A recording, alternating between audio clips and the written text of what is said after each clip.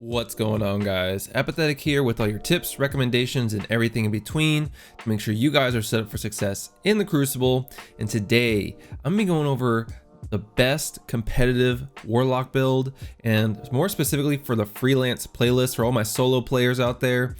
This build is going to help you guys overcome having terrible teammates who are not aware of their surroundings, don't know how to push, don't know how to team shot. This is going to help you get to 5,500, unlock your recluse, which I hate, unlock your mountaintop, which I also hate, and hopefully your Luna's Howl and Not Forgotten if you don't have those as well. And this build will help you get there solo. So we're going to cover the build itself, and then I'm going to cover what specifically I like about this build and why I like it so much. Let's get into it. Jumping into the build, guys, this build is going to be focused really around having high discipline and using our grenade or consuming our grenade as frequently as possible using Getaway Artist, which Getaway Artist, if you guys aren't familiar with it, what it does is allows you to convert or consume your grenade, and it turns it into a supercharged arc soul. So it's your little arc buddy, it's on your shoulder, and it's like this little turret that does a pretty decent amount of burst damage. And we're gonna pair this with Middle Tree Stormcaller. And as far as your grenade, I mean, I stick with the arc bolt grenade, but we don't really need to worry about this a lot because again, we're just be consuming our grenade throughout this build. I still use the healing rift to survive these engagements. And then I'm going to use ball lightning, with military, I like it for its ball lightning. What I like about this is give us a medium range kind of projectile we can shoot that does good damage. I'm also pairing this with thunder coil, so it does even more damage. And then we got pulse wave, which I like a lot because it allows us to get out of bad engagements or engage from really weak and we need to escape. This gives us a very, very nice speed boost. Ionic Trace, which is huge for this build because the main focus is getting our grenade back as much as possible, right?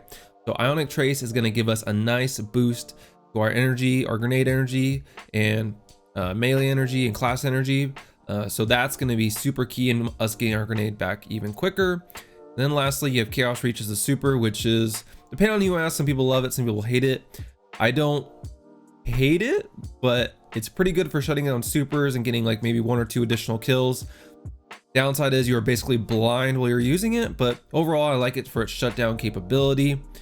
Going back to our armor real quick though, like I said, we have Getaway Artist, and you're just going to see discipline mods all across the board with Thunder Coil on the class item to make sure our melee does just a little bit more extra damage whenever we need it. And that's going to be the main focus for the armor. Again, just discipline mods high as possible. I wish my discipline stat was a little bit higher, but if you guys can get tier 10, then obviously it's just going to make it that much better.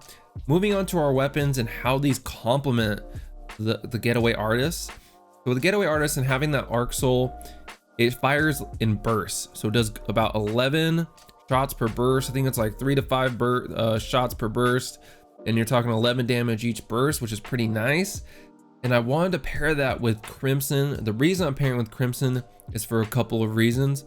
One, I love Cruel Remedy. Kills with this weapon heal the wielder. Precision kills also refill the magazine. So especially in the solo freelance playlist, being able to survive when you're on your own is going to be super critical. Reloading as little as possible is going to be critical. And this weapon is going to help us do both of those things, which is pretty awesome to have that 2-in-1 right there. But the reason I also chose the Crimson is because of its burst damage. I don't know if you guys are seeing the pattern here, but we have our Arc Soul firing in bursts, and now we have Crimson that fires bursts.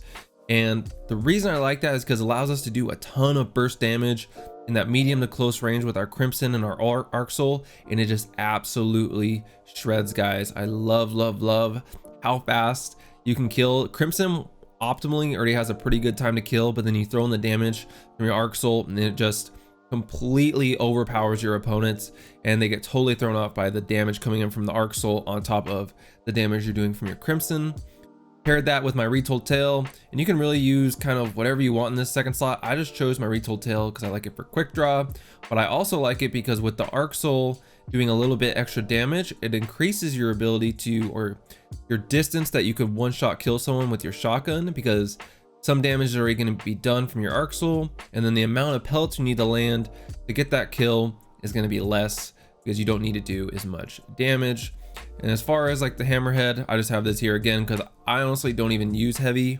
That's just my personal preference. So again, whatever you want in this slot. Most important thing is getaway artist, discipline mods, crimson, making sure we're using middle tree, stormcaller for those ionic traces, the ball of lightning, and then so we can get our energy back as quickly as possible and have that second mid-range option in our melee ability that's going to do some good damage.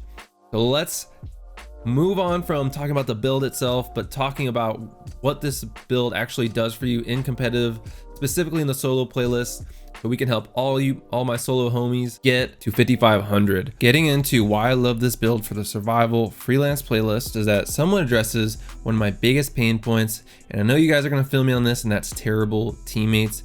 How often you've been trying to do your thing in solo competitive and you die and you're so frustrated because your teammates always have poor positioning or they're completely oblivious to where the enemy is, and as a result, that often leaves us by ourselves in 1v1 or 2v1 situations. With this build, we are raising the odds of us coming out of a 1v1 and simultaneously increasing our time to kill with the extra damage we are gaining from our Arc Soul. Using this build with Getaway Artist is an amazing way to ensure that you are almost always team shotting with your Arc Soul whenever you're pushing your enemy. The important thing is to make sure you consume your grenade right as you see red on your radar, so you have your Arc Soul out and ready ahead of time. Then with your Arc Soul, it allows us to enter these engagements with a lot more confidence because we know we're going to have just a little bit more extra damage that we're putting out, which even helps with our shotgunning and not just the damage output of our Crimson. Since we are doing a little extra damage with our Arc Soul, now the one hit kill range is increased on our shotguns since we don't need to land nearly as many pellets, since some damage is going to have already been done to our opponents by our Arc Soul. Now, speaking of damage that's being provided by our Arc Soul, the other thing I really like about this build is the amount of pressure it allows us to put on our opponents. It allows us to pair the damage of our Arc Soul with the Crimson, with our shotgun, whatever we're using, as I mentioned. But what this does is, if I'm the enemy, now I'm not only concerned with the fact that I'm being shot by your primary, I'm also concerned with the fact of the damage output coming from the Arc Soul. So this puts pressure on me as a player that now I have to make a decision very quickly. Do I want to continue to engage you now that I may have some damage already done to me, or do I want to run away? And the fact that with this build, we're forcing our opponents to stop and think about that decision when coming into that engagement, they were set on, taking us on 1v1. Now what we're doing is throwing off their whole train of thought. We're throwing off their focus, and this is going to keep them from making possibly the right decision. They may engage, they may kind of fall in between in terms of in terms of engaging or running away, because so many times with my Arc Soul in this build specifically, I've engaged an opponent and mid-fight they try to turn and run, but at that point it's too late. And that to me shows evidence of a person coming in with one mindset into an engagement, realizing that we have an Arc Soul, that we're doing this extra damage, and now they're trying to make that split-second decision, and it causes them to make a mistake. They make the wrong decision, or they make the decision a little too late, so they decide halfway through the engagement they want to run, and that's already too late. And so with the Arc Soul, that allows us, again, like I said, to put that additional pressure on our opponents, force them to make a decision of, hey, do you still want to take on this engagement, or are you going to try to turn and run? And a lot of times opponents end up making either the wrong decision or making the right decision too late.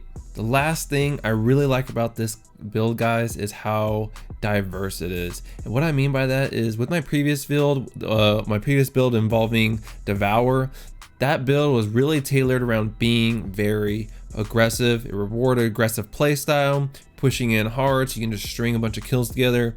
This build is a little bit different. You can play aggressive and pair with the Arc Soul, with your Crimson or your shotgun, and really push in hard and just really take advantage of that extra close range damage you're gonna get from your Arc Soul. Or depending if your opponent is playing just as aggressive, you can kind of sit back, wait a little bit, play more of an anchor type role for your team, and just use your Arc Soul to kind of do a bunch of damage as people try to close the gap in on you.